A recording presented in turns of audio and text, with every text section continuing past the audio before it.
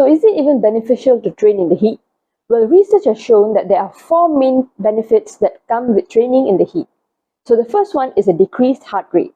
So basically, when you're training in the heat, your heart rate tends to increase and your heart has to work harder to pump blood to your body. And you feel that you are not putting that much of an effort even though the intensity level of the training is the same. So benefit number 2 is that there is an increase in consumption of oxygen in your body. So basically, when you're in a hot environment, blood has to be sent by your heart to the skin surface to cool down your body, but the amount of oxygen that is sent to your muscles is not reduced.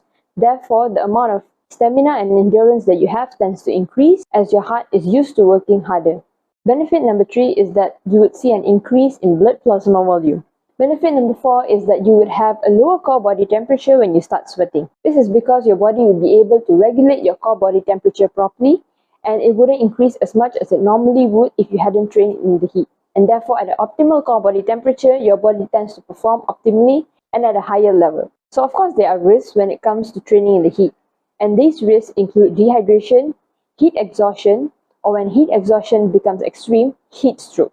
So how do you train in the heat to minimize risk and maximize benefit? So tip number 1 is of course the obvious one that you have to drink lots and lots of water.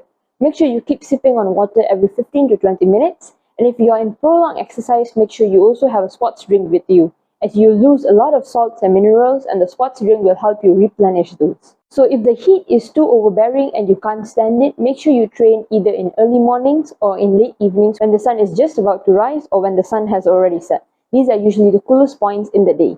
So tip number 3 is to train indoors. Look for home workouts that you can do, and I'll also link one up here for you to check out.